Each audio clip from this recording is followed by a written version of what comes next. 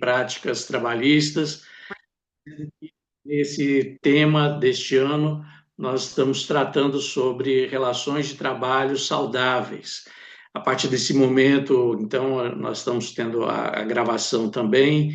Então, se alguém não se sentir confortável em relação ao fato da gravação, para que o material esteja disponibilizado dentro do site do sindicato, fique à vontade. Então, nós ainda damos início à nossa palestra de hoje. Nós já estamos, então, na quarta palestra desse ano, dentro desse tema que nós estabelecemos, como manter relações de trabalho saudáveis. E por isso, então, nós iniciamos aqui um compartilhamento de tela com vocês, com um material de apoio, que também vai estar disponibilizado para todos à medida em que nós avançarmos dentro do nosso programa de hoje. À medida que a gente for avançando, se houver alguma dificuldade em relação ao material que está sendo exposto, é só fazer um comentário no chat ou abrir o microfone. A gente interrompe na hora se houver alguma dificuldade, alguma falha técnica em relação ao material, que vai estar disponível a cada um de vocês logo depois no site do sindicato também. Então, eu estava dizendo sobre a necessidade de que nas relações de trabalho nós estejamos observando uma situação, uma relação de trabalho saudável sobre todos os aspectos. Quando nós falamos em saúde, nós já sabemos muito bem que envolve toda a integralidade da pessoa, ou seja, a saúde física, a saúde mental, saúde relacional, que foi o que nós abordamos também na palestra anterior, mostrando a necessidade de que as relações de trabalho sejam efetivamente saudáveis. E hoje, então, nós vamos dar mais um passo nesse sentido, entrando, na verdade, em uma seara que, num primeiro momento, pode até parecer estranho falar em relação de trabalho saudável financeiramente, mas é exatamente isso que nós queremos tratar. E não por acaso. Como nós sabemos muito bem, as questões que envolvem aspectos de natureza financeira, elas têm um impacto muito grande na vida do ser humano. Isso em todos os tempos, em todas as épocas, desde a pré-história, o homem sempre precisa de recursos para a sua subsistência, para prover para si, para os seus. Então, mesmo na pré-história, passando pela antiguidade, até na modernidade, ainda que a tecnologia hoje esteja muito avançada, as questões que dizem respeito a aspectos financeiros são extremamente relevantes e determinantes. Haja vista, por exemplo, que nós tivemos e temos sempre guerras a nível mundial, praticamente, todas em função de questões de natureza econômica e financeira. Não por acaso existe até um ditado que diz que a parte mais sensível da pessoa é o bolso, né? Porque exatamente os recursos financeiros são essenciais para que a gente possa ter acesso aos bens da vida. E por isso mesmo, trabalho como nós estamos atuando, como nós consideramos, entendendo, na verdade, todo esse contexto onde a principal espécie de trabalho, que é o vínculo empregatício, que é o objeto da nossa atenção, da nossa atuação, né? É a principal fonte de renda, principalmente da maior parte dos trabalhadores. Ainda que haja uma variedade de formas de trabalho, nós estamos vivendo, inclusive, um contexto em que o nosso país e outros países do mundo, a OIT, também discute outras formas de contratação que não seja por um vínculo de emprego, né? Mas como acontece no restante dos países, principalmente ocidentais e aqui no Brasil também, o vínculo de emprego é a principal forma de contratação ainda.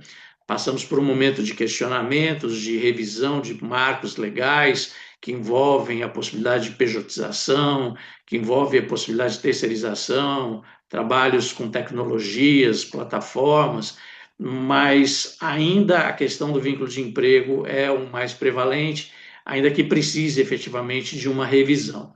E por isso, então, já vou passando aqui um pouco o nosso material para a segunda parte desse material que eu preparei para vocês, mostrando que nós, quando falamos de uma relação com vínculo de emprego, nós estamos falando de uma relação contratual que, por óbvio, existem obrigações a serem cumpridas nessa relação contratual. Diferente, por exemplo, de um contrato de prestação de serviços voluntário, em que há prestação de serviços, mas não há contrapartida de remuneração, porque é um trabalho voluntário. No contrato com vínculo empregatício, contrato de emprego, melhor dizendo até, ele vai ter efetivamente cláusulas que trazem obrigações para as partes. E aí, cláusulas de natureza formal, de natureza administrativa, de natureza pecuniária, onde as cláusulas de natureza formal, como a gente já sabe muito bem, em primeiro lugar é a identificação das partes contratantes, onde se caracteriza quem é empregado, quem é empregador.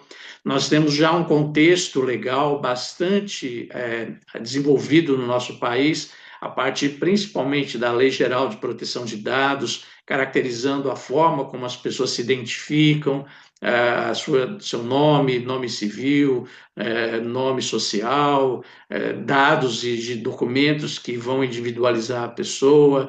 Então, essa é a parte de natureza formal, onde, além da identificação das partes, também vai haver cláusulas formais, como vigência do contrato. Como nós já sabemos muito bem, no caso do contrato de trabalho, a regra geral é ser por prazo indeterminado, porque contratos de trabalho por prazo determinado, a legislação prevê apenas 3 hipóteses. No caso de atividades temporárias, por exemplo, uma prestação de serviço em que há o tempo, a data prevista para ela ser concluída, ou, em segundo lugar, casos que são muito raros da atividade empresarial ser temporária, o que também é muito raro acontecer. Mas a terceira situação, a mais comum, é o. Mas todas essas 3 opções são, na verdade, a menor parte dos contratos de trabalho em execução, até porque o próprio contrato de experiência, uma vez terminado o seu prazo e continuando a prestação de serviço, ele já muda automaticamente para ser um contrato a prazo indeterminado. Então, o contrato geralmente é por prazo indeterminado em se tratando de relações de trabalho. Então, também a vigência é uma cláusula formal, o início de vigência a partir da contratação, também é uma disposição formal, eventualmente cláusula sobre foro, que tem uma natureza jurídica, mas também é formal. E depois nós temos as cláusulas de natureza administrativa, onde então a gente vai ter o objeto do contrato de trabalho, a prestação de serviço com vínculo de emprego, cláusulas sobre o cargo e as funções a serem desempenhadas por parte do empregado, da empregada contratados, eventualmente uma cláusula sobre jornada de trabalho, ainda na esfera administrativa. Alguns contratos têm cláusulas administrativas específicas relacionadas com outros aspectos, mas o que eu quero chamar a atenção na nossa fala hoje são as cláusulas de natureza pecuniária dentro do contrato de trabalho, como cláusulas que trazem obrigações a serem cumpridas, para que haja efetivamente uma saúde financeira nessa relação contratual, envolvendo obrigações do empregado e obrigações do empregador também. E aí, então, nesse sentido, como a gente já sabe muito bem, o empregado é caracterizado pelo artigo 3º da CLT, a pessoa natural, pessoa física, que presta serviços de natureza não eventual a empregador sob a dependência dele e mediante salário.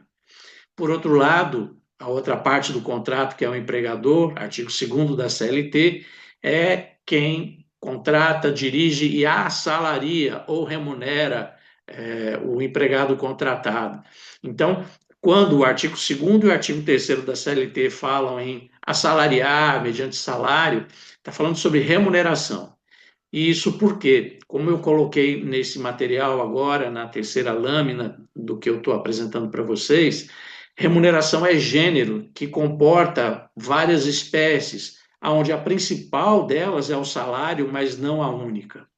E aí, para a gente entender um pouquinho mais sobre isso, eu coloco aí para vocês que a própria noção da palavra remuneração, ela traz esse sentimento de uma recompensa recíproca, ou seja, a palavra remuneração, ela vem do verbo em latim remuneror, que é uma palavra composta pela palavra re, que é sentido de reciprocidade, e o verbo muneró, que significa recompensa. Então, a remuneração é uma recompensa recíproca, ou seja, o contrato-trabalho é um contrato bilateral em que o empregado se compromete a prestar serviços e receber em troca a remuneração, onde o salário é a principal espécie, e o empregador se compromete, então, a oferecer os serviços por meio de vínculo de emprego ao empregado e, efetivamente, pagar essa remuneração, essa contraprestação que o empregado recebe, onde o salário é a principal espécie. Né?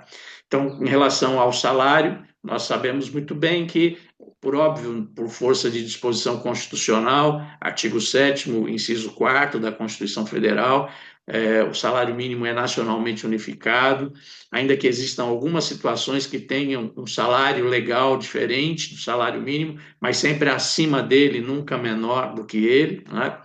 Mas há também situações em que, por força de norma coletiva, acordo coletivo ou convenção coletiva, algumas categorias ou empresas específicas ajustam um salário normativo mínimo, chamado também de piso salarial, que seria então o salário mínimo para aquele setor, para aquela categoria. No nosso caso, por exemplo, o setor de rochas ornamentais do Estado do Espírito Santo, como vocês já sabem muito bem, nós temos uma convenção coletiva já há muitos anos assinada com o Sindicato dos Trabalhadores, tanto da categoria majoritária, Sindimármore, quanto de categorias diferenciadas, como é o caso dos sindicatos de motoristas do Estado do Espírito Santo, e nessas convenções existe a cláusula de piso salarial normativo, ou seja, ainda que todos tenham que observar o salário mínimo fixado em lei, nacionalmente unificado, existe um valor acima desse, que é o piso salarial da convenção coletiva, que ninguém pode receber menos do que esse valor, que no caso do setor de mármore e granito, tanto para a categoria majoritária, a convenção que temos com o Sindimármore, quanto para os motoristas, existem valores que vão ser estabelecidos dependendo da função a ser desempenhada, do cargo, das atividades a serem desempenhadas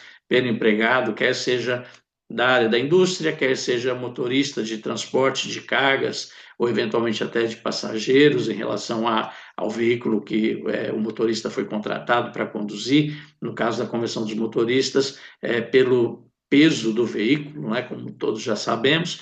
Então, o salário é mais ou menos isso que nós sabemos bem, sendo que, óbvio, são os valores mínimos previstos nos instrumentos normativos, assim como o salário mínimo legal, e claro que na relação contratual o empregador pode contratar com um salário acima desse, não pode pagar menos, né?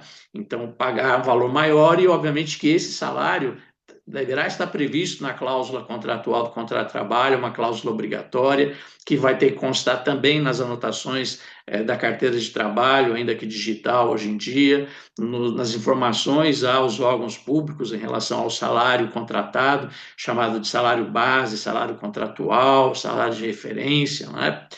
Existem os adicionais de remuneração que, via de regra, são previstos por lei, alguns por negociação coletiva, né? Então, os adicionais de remuneração, que aí, então, o empregador vai pagar, primeiro por força de lei, como nós temos os mais conhecidos, adicional de hora extraordinária, adicional de hora extra, no mínimo 50%, no caso do setor de rochas, dependendo do dia em que a hora extra é feita, esse percentual é maior. Pela lei, dependendo da situação, é no mínimo o dobro, 100%, no nosso caso, 110% nas situações que a negociação coletiva prevê, né? Mas além do adicional de hora extra, adicional noturno previsto na convenção coletiva, acima do que a CLT prevê também, e temos adicionais por situações gravosas às quais o empregado está sujeito, como adicional de salubridade, adicional de periculosidade, que são adicionais previstos na legislação, especificamente nas normas regulamentadoras, né? É possível que existam adicionais previstos não só pela lei, mas também por norma coletiva. Não é o caso do setor de mármore e granito, mas existem algumas categorias, por exemplo, que já prevêem um adicional de penosidade, ainda que a Constituição Federal ela fale sobre adicional de penosidade, mas ela reclama lei complementar ou lei regulamentadora. E como não existe lei regulamentadora ainda, o Supremo Tribunal Federal, inclusive, há pouco tempo atrás, reconheceu a mora do Congresso em regulamentar o adicional de penosidade, estabeleceu um prazo de 18 meses para que o Congresso regulamente o adicional de penosidade. Quando surgir lei descrevendo o que é penosidade, para que dê direito a um adicional de remuneração, em que condições ele será pago, os valores devidos, aí será obrigatório para todo mundo. Enquanto isso, algumas categorias, por negociação coletiva, criam um adicional de penosidade, o que hoje não existe na legislação, como eu enfatizei, né? Então, via de regra, os adicionais ou são por lei ou por negociação coletiva.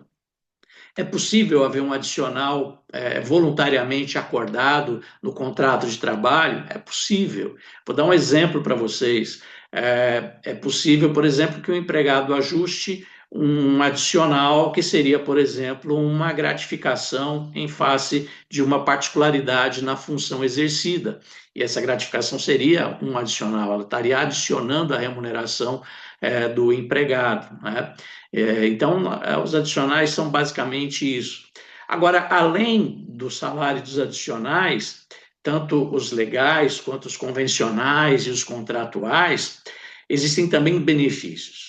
E é aqui que a gente entra numa parte que muitas vezes é mal compreendida, tanto por parte do empregador quanto por parte do empregado. E aí, algumas vezes, conflitos vão acontecer em relação não só ao salário pago, quanto também em relação aos adicionais, mas também em relação a benefícios concedidos pelo empregador. E aí, então, que a gente avança um pouco mais. Vejam que na próxima lâmina eu chamo a atenção para vocês do conceito de remuneração, a partir principalmente da análise do artigo 457 da CLT, que prevê que remuneração é o conjunto de prestações recebidas habitualmente pelo empregado em face da prestação de serviços, seja em dinheiro ou em utilidades, mas decorrentes do contrato de trabalho. Então, esse conceito de remuneração, que está expresso no artigo 457 da CLT, principalmente, ele mostra que remuneração é gênero e, por isso, então, salário e adicionais são espécies, como também benefícios o são, mas há alguns critérios, como, por exemplo, o fato de que isso deva ser pago habitualmente, porque se for eventualmente, é possível que não seja considerada na remuneração, em dinheiro ou em utilidades, e é aqui que a gente entra em muitos benefícios que são concedidos muitas vezes pelo empregador e que acabam fazendo parte como uma obrigação de natureza pecuniária, com reflexos financeiros, e que precisa ser bem considerado para que essa relação seja saudável, e sempre o que for pago, o que for concedido decorrente do contrato de trabalho. Nós temos, por exemplo, uma previsão nesse mesmo artigo 457 da CLT, que em princípio parece ser óbvia, porque diz que é concedido pelo empregador, mas prevê também a possibilidade de que numa situação excepcional seja dada por terceiros. É o caso, por exemplo, das gorjetas, que não são pagas pelo empregador, são pagas por clientes do estabelecimento empregador, mas compõem a remuneração do empregado, da empregada, o garçom, a garçonete. Não é o caso da indústria, por óbvio, né? Mas isso tudo decorrente da relação de trabalho, assim como no caso dessas prestações de serviços, né? E é exatamente a partir desse conceito de remuneração que, indo além do artigo 457 da CLT, mas chegando no 458, que eu transcrevo agora aqui para vocês, a legislação prevê que, além do pagamento em dinheiro, compreende-se no salário, para todos os efeitos legais, alimentação, habitação, vestuário ou outras prestações in natura que a empresa, por força do contrato do costume, fornecer habitualmente ao empregado. Então, em primeiro lugar, vejam que quando a legislação fala sobre esses componentes da remuneração, destaca e deixa claro que não é só a parcela em dinheiro, mas também algumas chamadas prestações in natura, como exemplificados nesse artigo: alimentação, habitação, vestuário. Vejam que essa relação é uma relação exemplificativa, porque diz ou outras. Então, essa relação não é uma relação terminativa, exaustiva, ou seja, outras prestações in natura, quer dizer, na sua própria natureza, que não seja em dinheiro, que o empregador conceda ao empregado, podem também compor a remuneração. A questão é que nós vamos ter uma diferença na natureza jurídica dessas parcelas, com implicações financeiras também para as partes. Por exemplo, na próxima lâmina eu mostro aqui para vocês que as parcelas que compõem a remuneração, elas podem ter uma dupla natureza jurídica. Elas podem ter natureza jurídica remuneratória ou natureza jurídica indenizatória. Como assim? A parcela pode compor a remuneração e não ter natureza remuneratória? Exatamente isso. Chama-se remuneração o conjunto de prestações, como a gente viu no artigo 457 e também no caput do 458, pelo que eu demonstrei até aqui. Só que, dependendo da parcela, principalmente as parcelas in natura, é possível que não tenha natureza remuneratória, mas natureza indenizatória. Quando fala em natureza jurídica remuneratória, é quando, por exemplo, a lei estabelece que aquela parcela tem natureza salarial.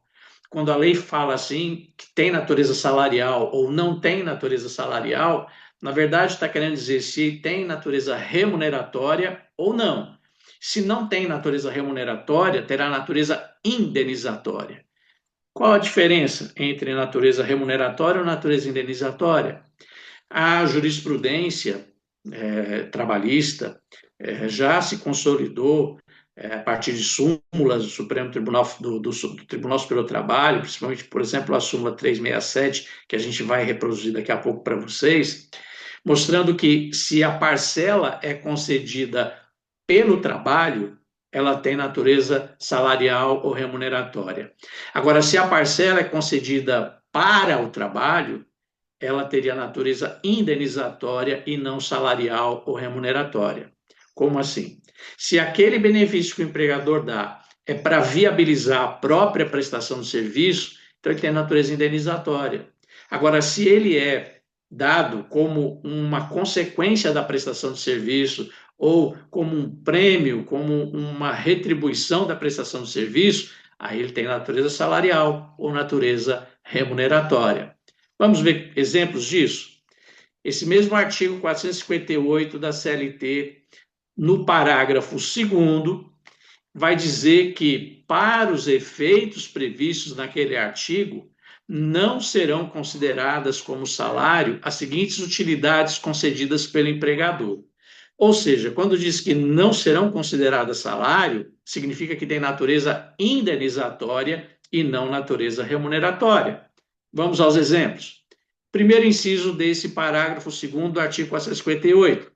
Vestuários, equipamentos ou outros acessórios fornecidos aos empregados e utilizados no local de trabalho para prestação de serviços. Vejam que aqui, nesse primeiro inciso, a gente já tem uma distinção bem clara. A gente viu que antes, quando o caput desse 458, e vou voltar à lâmina aqui, fala em que, além do pagamento em dinheiro, se compreende no salário para todos os efeitos legais, alimentação, habitação, vestuário. Aqui seria um vestuário que é dado como consequência da prestação de serviços.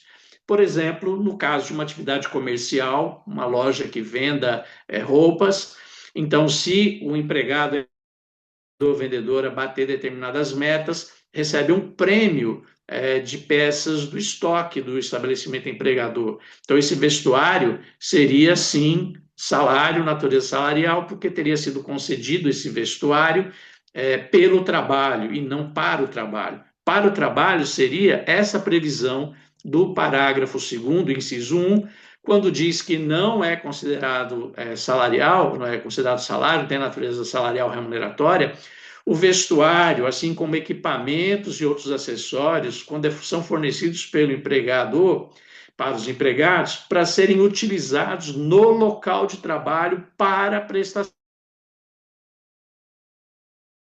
Caso, óbvio, do uniforme, por exemplo. Né?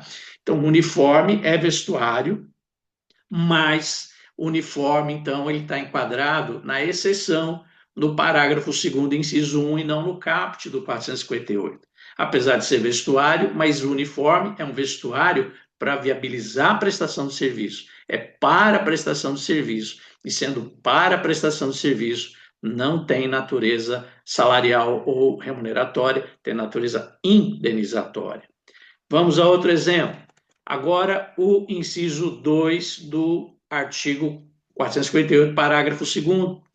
Os efeitos desse artigo não serão considerados salário, educação, em estabelecimento de ensino próprio ou de terceiros, compreendendo os valores relativos à matrícula, mensalidade, anuidade, livros e material didático.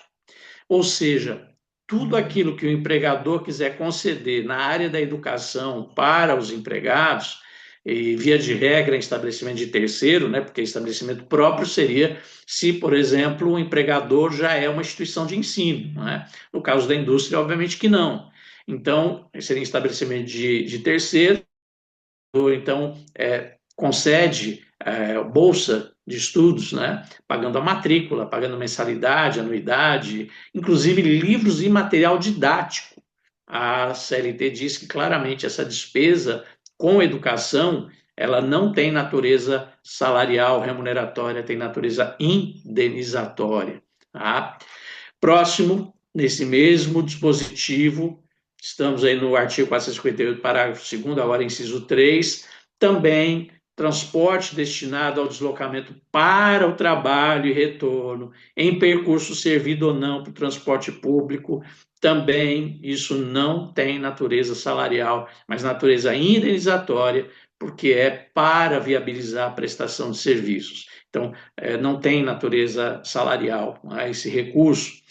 E ainda, fechando esse parágrafo 2º, também não terá natureza salarial, remuneratória, mas indenizatória, assistência médica, hospitalar, odontológica, prestada diretamente ou mediante seguro-saúde, como previsto no inciso 4 do parágrafo 2º. Então, plano de saúde, plano hospitalar, plano odontológico, claramente não vai ter natureza salarial ou indenizatória, como na parte final desse artigo, nos incisos 5, 6 e 8, porque o 7 foi revogado, também não terá natureza salarial, remuneratória, seguros de vida e de acidentes pessoais, planos de previdência privada e ainda o chamado Vale Cultura, que vem a ser concedido pelo empregador nos termos da lei. Então vejam que essas parcelas, elas não terão natureza salarial, elas terão natureza indenizatória. A jurisprudência que eu citei para vocês, no Tribunal Superior do Trabalho, a súmula 367, no item 1, diz que habitação, energia elétrica e veículo fornecidos pelo empregador ao empregado, quando indispensáveis para a realização do trabalho, não tem natureza salarial. Ainda que no caso do veículo, seja ele utilizado pelo empregado também em atividades particulares, como destacado nessa súmula do Tribunal Superior do Trabalho. Então vejam que se aquele benefício é concedido para viabilizar a prestação de serviço, não vai ter natureza salarial ou remuneratória, mas natureza indenizatória. Qual a implicação prática para o aspecto financeiro propriamente dito dessa relação contratual? Óbvio, como a gente já sabe, se tem natureza salarial remuneratória, aquela parcela, ainda que seja in natura, na própria natureza concedida e não em dinheiro, ela vai repercutir também nos recolhimentos de encargos, recolhimento de FGTS, reflexos em férias, 13º para o empregado, recolhimento de FGTS, não é? Já se não tiver natureza remuneratória ou salarial, mas tiver natureza indenizatória, como esses exemplos que a gente acabou de ver, não vai repercutir nos encargos sociais, não tem reflexo em férias, 13º salário, não vai recolher FGTS, porque teria natureza indenizatória. Então, para que a relação de trabalho seja saudável financeiramente, é preciso compreender que nessas cláusulas de obrigações pecuniárias, que não é só simplesmente pagar o salário, observando os limites de lei, de negociação coletiva, de convenção ou acordo coletivo, né? O contrato de trabalho, os adicionais previstos em lei ou previstos em norma coletiva, também benefícios que o empregador venha habitualmente conceder para os empregados podem ou não ter esse reflexo, essa natureza remuneratória ou indenizatória. Quero chamar atenção para uma situação também.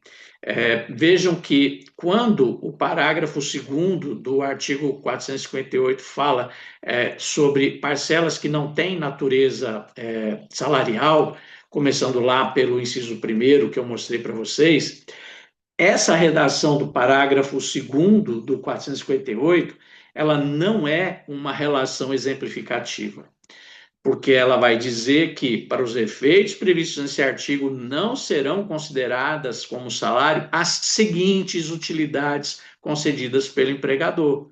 E aí passou pelo vestuário, equipamentos, acessórios, educação, gastos com educação, gastos com transporte para o deslocamento, trabalho, residência e seu retorno, assistência médica hospitalar e odontológica, seguros e planos de previdência privada e Vale Cultura. Vejam que é uma relação terminativa. E por que isso? Porque, por óbvio, se não houvesse esse cuidado, essa cautela, por óbvio que, por parte principalmente do empregador, ele iria inserir vários benefícios que não teriam reflexo salarial, porque com isso o custo da mão de obra seria menor. Não é? Então, obviamente que a lei, nesse ponto, ela restringe. Então, aquilo que não vai ter repercussão salarial, que não vai ter natureza salarial ou remuneratória, tem que estar expressamente previsto na lei. E mais, a negociação coletiva não pode mudar a natureza jurídica dessas parcelas. Vou dar um exemplo para vocês. O setor de mármore e granito, desde a convenção anterior, é que se estabeleceu pela primeira vez uma cláusula prevendo auxílio alimentação, que pode ser concedido tanto in natura, a refeição preparada no próprio local de trabalho, ou adquirida pronta de terceiros, ou mesmo através do gênero alimentício, uma cesta básica, in natura mesmo, né? Ou através dos auxílios, através de plataformas, né? Como os tickets, alimentação, refeição, enfim. E nesse caso, então, a gente tem uma legislação claramente prevendo em que condições esse benefício terá natureza salarial ou não, ou seja, a legislação que trata do programa de alimentação do trabalhador. E por isso, a convenção coletiva diz claramente que, obedecidos os parâmetros da convenção coletiva que está dentro do que a legislação prevê, o benefício concedido como alimentação não terá natureza salarial. Por quê? Porque é para viabilizar a prestação de serviço. Por isso, muitas vezes, quando eu recebo consultas, doutor Henrique, empregado que falta, a empresa pode descontar, é obrigada a pagar a alimentação, o ticket? Tanto a legislação do PAT quanto as normas coletivas prevêem que o auxílio alimentação, a alimentação concedida, é por cada dia de efetivo trabalho, com uma única exceção, se a ausência é motivada por acidente de trabalho. Aí, nesse caso, então, se previu pela norma coletiva que o empregador conceda ainda o benefício. Mas se não é por ausência por causa de acidente de trabalho, a concessão, em havendo faltas, ela fica facultativa. O empregador pode até ainda dar, por exemplo, acolhendo atestados médicos ou não. não é obrigado a manter, porque é para o dia de efetivo trabalho, porque é isso que vai caracterizar a natureza indenizatória da parcela, não uma recompensa pelo trabalho, mas para viabilizar a alimentação do trabalhador, que, óbvio, ainda que o empregador conceda voluntariamente, no caso de falta, a alimentação é para própria subsistência da pessoa, não é? Então, nunca será como uma retribuição, mas para viabilizar, inclusive, a saúde física, mental da pessoa se alimentar bem para poder prestar serviço para o empregador, não é? Então, esses benefícios, eles têm que estar efetivamente previstos em lei e tudo que diz respeito ao aspecto pecuniário tem que estar dentro do que a legislação estabelece. Inclusive, como a gente acabou de ver, a súmula de jurisprudência do Tribunal Superior do Trabalho vai nessa linha, dando exemplo de habitação, energia elétrica e veículo, quando são indispensáveis para a realização do trabalho, não tem natureza salarial, mas tem natureza indenizatória. Né? Então, se é para o trabalho ou se é pelo trabalho, é que vai determinar a natureza jurídica da parcela que o empregador conceda e, por isso, também os demais reflexos ou não no aspecto financeiro, se vai repercutir em encargos sociais, se repercute ou não em reflexos de férias e 13º salário também. Então, esse é um ponto que precisa ser muito bem claro e compreendido para, então, não haver nenhum problema nessa relação contratual no aspecto financeiro, via de regra, o que o empregado recebe e o que o empregador tem que pagar ou diretamente ao empregado ou recolher para os cofres públicos. Né? Nessa questão ainda de saúde financeira, nas relações de trabalho, um outro ponto que eu quero chamar a atenção diz respeito à questão da isonomia salarial. O artigo 461 da CLT prevê o que, na verdade, já é previsto na Constituição Federal, artigo 7º, inciso 30, o próprio artigo 5º da Constituição fala sobre o princípio da isonomia, sobre todos serem iguais, com vedação de proibição de distinção em razão de idade, sexo, cor, religião. Né? No tocante às relações de trabalho, a questão da isonomia salarial, ela está prevista desde a Convenção número 1 da OIT, em 1919. Quando a Organização Internacional do Trabalho foi criada, a Convenção número 1, ela já falava sobre a necessidade de isonomia salarial. Depois nós tivemos outros diplomas de nível internacional, como a Declaração Universal dos Direitos do Homem, da década de 1940, trazendo também a necessidade de isonomia salarial. E o Brasil, as constituições sempre trouxeram esse princípio, né? E por isso mesmo a CLT, desde 1943, na sua primeira versão, já previa a questão da isonomia salarial. E o artigo 461, então, traz os critérios para que haja isonomia salarial ou, eventualmente, empregado ou empregada tenha direito a uma equiparação salarial. E aí que nós tivemos com a Lei 13.467 de 2017, a chamada reforma trabalhista, uma mudança nesses critérios.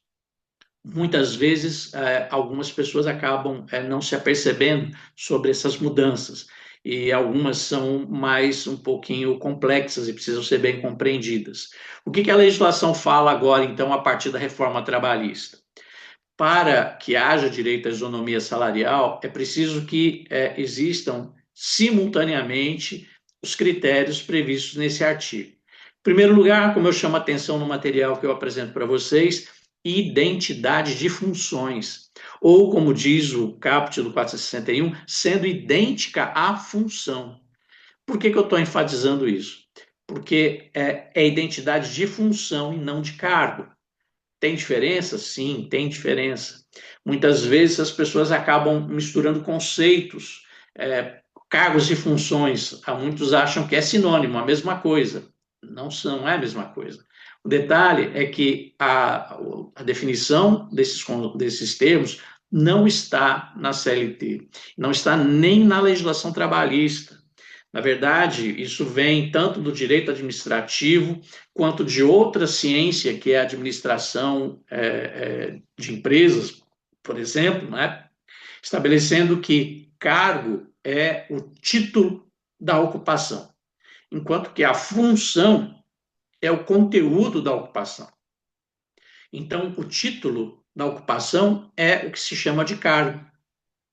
Operador de máquina, auxiliar de escritório, gerente de produção, motorista, esse é o cargo, é o título da ocupação. Função ou funções é o conteúdo, ou seja, as tarefas atinentes àquele cargo. Então, a estrutura de cargos e funções, ela vai prever o título da ocupação, que é o cargo, e as funções, as atribuições inerentes àquele cargo. Para dar direito à isonomia salarial, o que tem que ser igual não é o cargo, mas são as funções. Significa dizer que, ainda que o empregador, então, coloque título de cargo diferente, se as funções forem iguais, o empregado vai ter direito à equiparação salarial ou isonomia salarial. Por exemplo, não adianta colocar, por exemplo, um cargo operador de máquina A, B, C e D, e achar que por essa letra que é agregada para modificar o título do cargo, vai justificar legalmente salário diferente. Se as funções forem as mesmas, na prática, só a mudança do nome do cargo não vai eximir de uma condenação ou até mesmo uma multa trabalhista por não pagar salário igual. O que tem que ser igual é as funções que demandem salário igual. Apenas diferenciar o título do cargo não vai justificar salário diferente. Então, em primeiro lugar, identidade e função. As funções têm que ser as mesmas. Segundo lugar, trabalho de igual valor. O que vem a ser trabalho de igual valor? A legislação vai estabelecer que trabalho de igual valor é aquele que é feito com a mesma perfeição técnica, com a igual produtividade, em pessoas que tenham uma diferença de tempo de serviço e na função determinadas pelo artigo 461. Vejam que são critérios, em princípio, subjetivos, quando fala em perfeição técnica, em produtividade. Isso muitas vezes não é muito fácil de se mensurar. Então, para que haja direito à isonomia salarial, é preciso, então, ter critérios. Se não tem critério, vai acabar eventualmente facilitando a necessidade da isonomia. Agora, se eu tenho como diferenciar a produtividade, a perfeição técnica de que um é feito e o outro também, eu consigo diferenciar. É o caso, por exemplo, de aí conseguir mostrar que um empregado mais experiente, com mais tempo de serviço, com mais treinamento, ele pode ser mais produtivo do que outro, o que justificaria um salário diferente. Outro critério, concomitante ou simultâneo, prestação de serviços ao mesmo empregador, entre o empregado e o seu paradigma. O empregado que alega que recebe menos do que o outro que exerce a mesma função. Tem que prestar serviço ao mesmo empregador. Pode parecer óbvio, mas não é tão óbvio assim, principalmente hoje em dia, onde muitas vezes ocorre prestação de serviços a grupo econômico ou dentro de uma atividade de terceirização, onde o contratante é um e o prestador de serviço é outro. Então, para ter direito à isonomia salarial, ambos, o empregado e o paradigma, que ele quer considerado, têm que prestar serviço ao mesmo empregador. Ainda, outro critério, no mesmo estabelecimento. Por que no mesmo estabelecimento? Porque dependendo da localização do estabelecimento, ele pode, por exemplo, estar numa região geoeconômica onde o custo de vida é maior. Então, por exemplo, uma atividade industrial onde tem um estabelecimento no interior do estado do Espírito Santo e outro na capital, na Grande Vitória. Por óbvio, o estabelecimento localizado na região metropolitana de Vitória terá um custo de vida maior.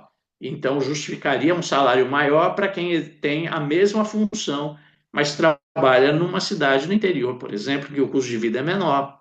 Então, tem que ser no mesmo estabelecimento para ser considerado para fins de equiparação salarial e isonomia salarial. A simultaneidade na prestação de serviço, o artigo 461 exige que o empregado e seu paradigma eles tenham pelo menos 4 anos no mesmo emprego, ao mesmo empregador, no mesmo estabelecimento, e no mínimo 2 anos na mesma função. Aí, então, haverá simultaneidade na prestação de serviço para que, então, um possa demandar salário igual ao outro.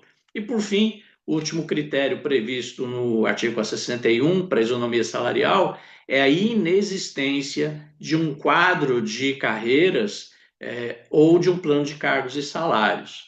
Veja que no caso do quadro de carreiras, a legislação exige uma formalidade que é o registro no Ministério do Trabalho. Já o plano de cargos e salários não exige essa formalidade. No quadro de carreiras, geralmente para empresas de grande porte, né? Começou essa atividade de quadro de carreiras, principalmente com as empresas multinacionais estabelecidas no território nacional, onde se estabelece promoções periodicamente por antiguidade ou por merecimento, uma progressão na carreira, né? O serviço público adota essa estratégia também, né, de uma progressão na carreira do serviço público, né, mas as empresas não são obrigadas a adotar um plano de carreiras. E, geralmente, empresas de porte médio para baixo não têm como adotar um plano de carreiras. Mas plano de cargos e salários, sim. É, inclusive, recomendável que cada empresa tenha um plano de cargos e salários, porque o plano de cargos e salários não exige registro do Ministério do Trabalho, não exige participação dos sindicatos dos trabalhadores, é um documento interno da empresa, é o que a gente chama de um documento interna corporis, porque é justamente nesse documento que vai estar previsto a estrutura de cargos, funções, salários, vinculação hierárquica, e que é a base da organização do estabelecimento empresarial. E por isso mesmo, se o empregador tem um plano de cargos e salários, vai ser lá que ele vai não só ter o título do cargo, título da ocupação que é o cargo, mas vai ter descritas as funções. E aí, então, pode e certamente vai diferenciar um empregado de outro em face dos requisitos do artigo 461. Então, muito cuidado com essa questão de isonomia salarial, até porque, além dessa realidade do 461, como nós sabemos muito bem, recentemente, em 2023, uma legislação foi sancionada no nosso país para tentar corrigir uma situação que há muito tempo ela ocorre, mas não só no nosso país. Isso acontece no mundo inteiro. É a questão, como eu falei, né, já desde o início do século passado, o princípio de isonomia salarial, é a diferenciação de remuneração entre homens e mulheres, inclusive dependendo da etnia também. Essa é uma questão histórica dentro das relações de trabalho. Isso vem, na verdade, desde a época da Revolução Industrial, em que, pela necessidade de absorção de muita mão de obra, com a industrialização, salários pagos a mulheres e jovens eram bem mais baixos do que o que eram pagos para homens. A realidade basicamente é a mesma, com um pouco de mudança. O que aconteceu, como nós sabemos muito bem? Em 2023, a Lei 14.611 trata da chamada transparência salarial, né? Onde, então, se criou pelo governo federal um sistema onde as empresas devem prestar informação sobre os salários pagos para os cargos que ela mantém e devem fazer essa informação a cada duas vezes por ano. O governo divulga esse relatório da transparência salarial através da Lei 14.611, o decreto que o regulamenta, a instrução normativa do Ministério do Trabalho explicando. A última versão, esse ano já havia sido apresentado um relatório pelo governo federal em abril, porque a base e a divulgação entrega de relatório em março e setembro de cada ano. Então, ano passado foi feito, agora esse ano a terceira apresentação, terceiro relatório, que foi divulgado em abril, e o quarto, que seria agora, que foi prorrogado de 30 de setembro para 15 de outubro, para empresas com 100 ou mais empregados por estabelecimento, para então se divulgar esse relatório de transparência salarial e de critérios remuneratórios, para primar pela igualdade salarial e critérios remuneratórios entre homens e mulheres. A gente vê que ainda não se chegou a esse ponto. Não é? Eu trago aqui, por exemplo, a notícia que foi veiculada recentemente pelo governo federal, de que no relatório anterior, divulgado em abril desse ano, terceiro relatório de transparência salarial, as mulheres recebem em torno de 20% menos do que os homens. Nesse relatório, a gente vê, por exemplo, que se houver consideração pela etnia, mulheres negras, por exemplo, recebem uma diferença chega a ser superior a 50% em relação ao que é pago aos homens considerados brancos. Então, a gente sabe que essa é uma questão que é enraizada dentro da cultura, não só brasileira, mas no mundo inteiro. Mas a legislação prevê situações em que isso deva ser tratado. Inclusive, como vocês sabem muito bem, os reflexos desses relatórios podem levar à adoção de planos de contingência para resolver e corrigir as distorções. Como isso vai ser feito daqui para frente, nós vamos acompanhar. Um ponto importante de informação é que essa ainda é uma questão juridicamente controversa. Agora, no mês passado, mês de setembro, por exemplo, o Tribunal Regional Federal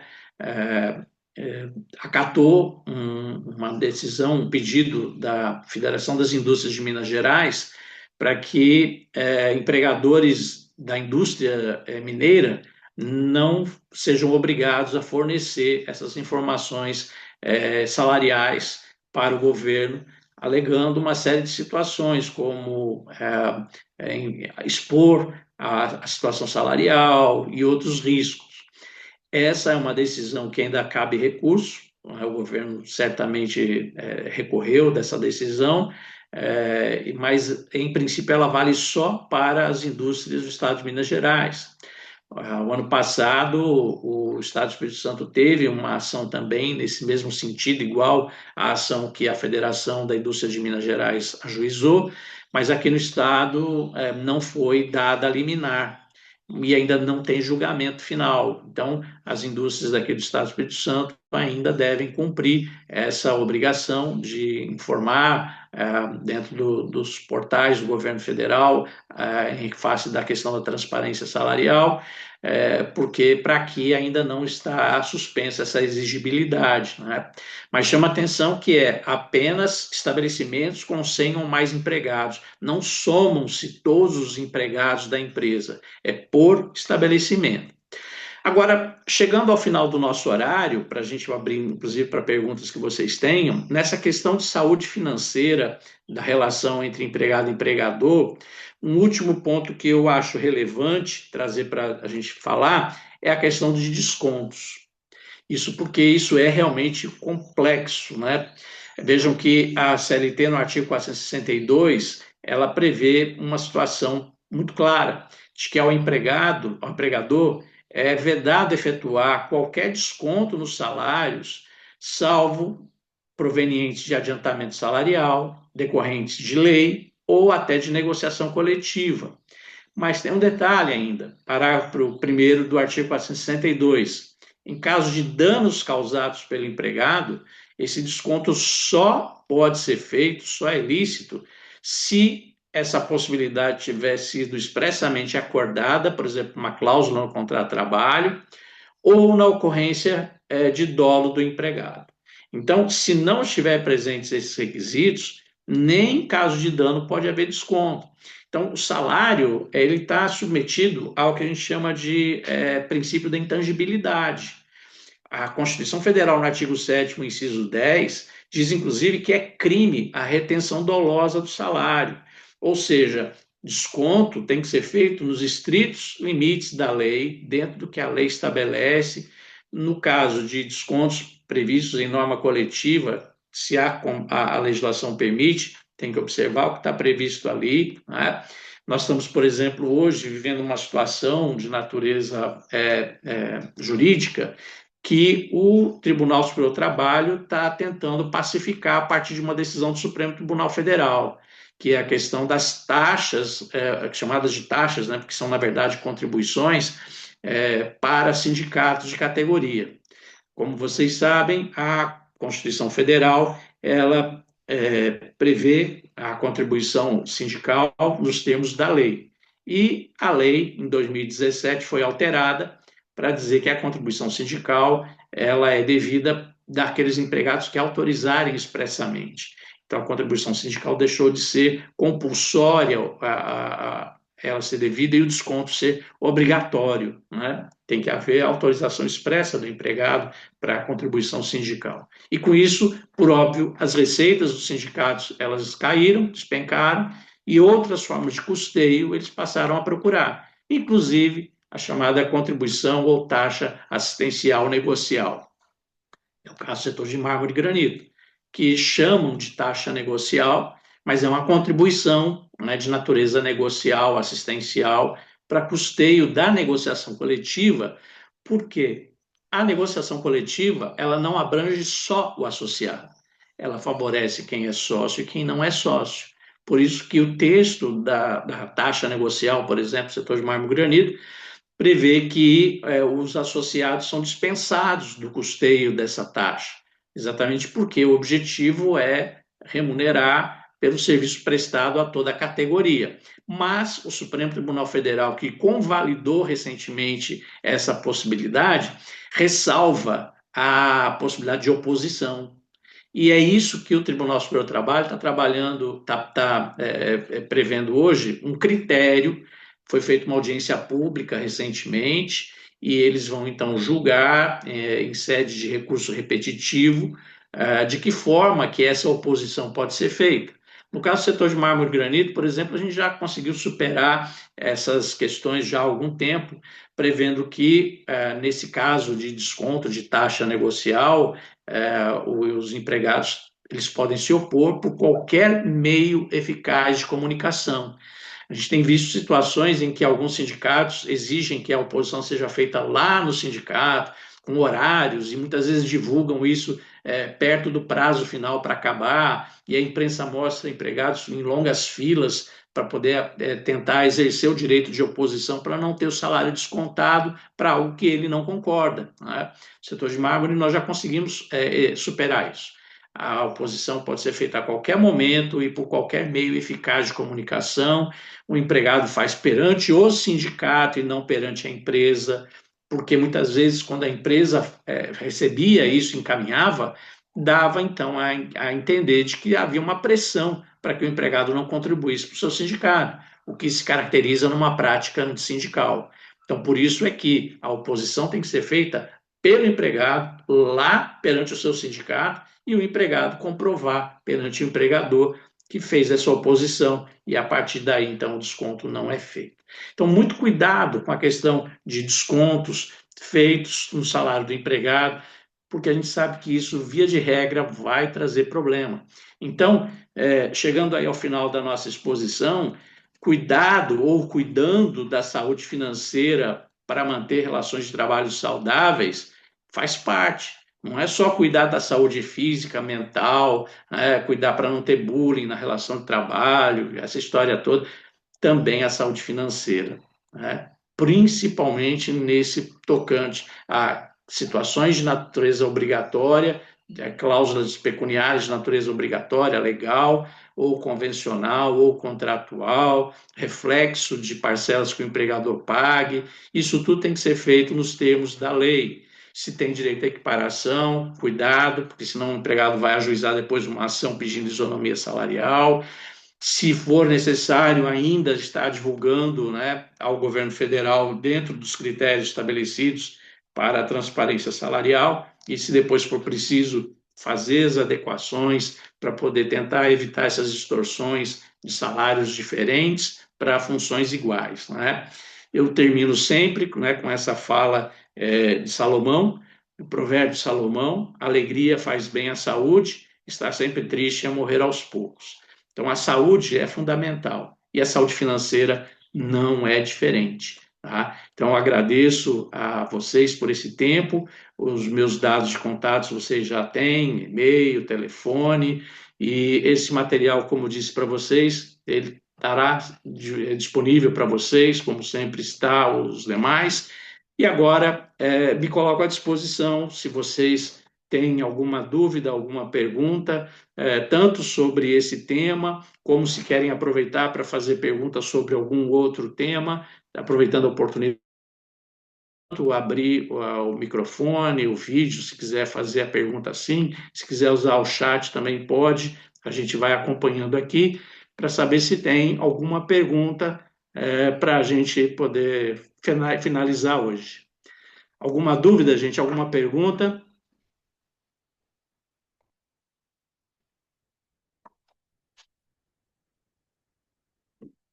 Tranquilo? Tudo esclarecido? Pois não, temos aqui então uma fala. Na verdade, o Jean do sindicato está pedindo então para quem puder ligar a câmera, né, para poder fazer aquela foto, né, tradicional, né?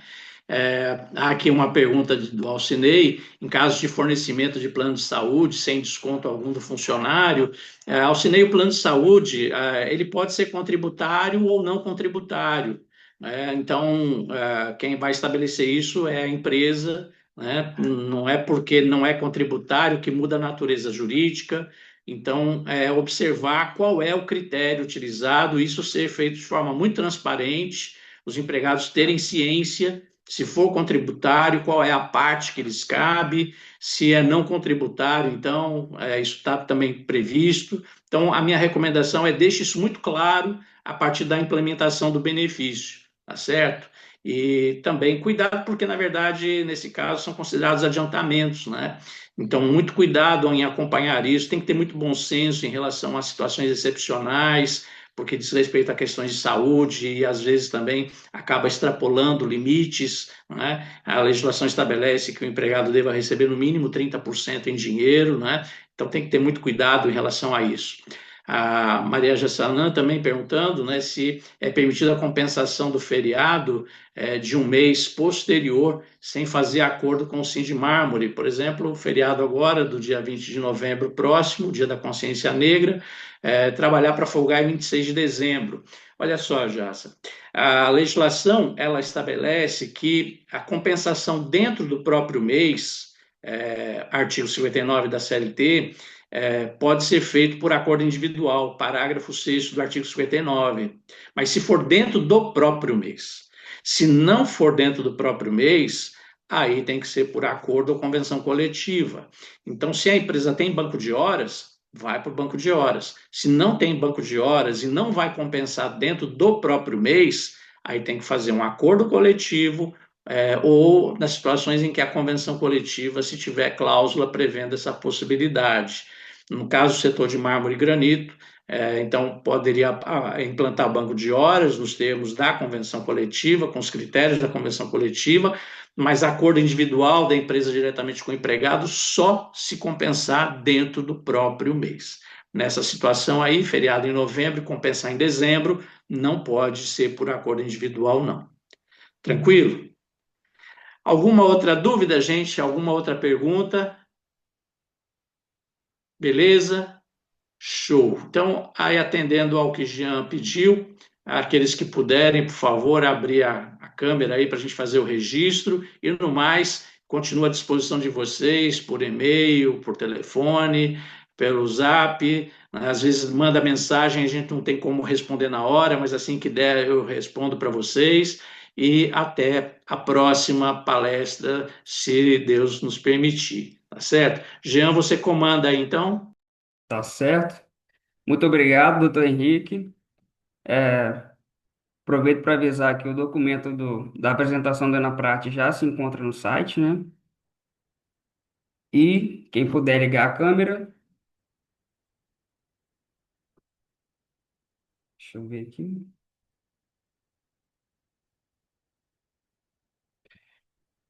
3, 2, 1. Beleza, tudo certo. Obrigado.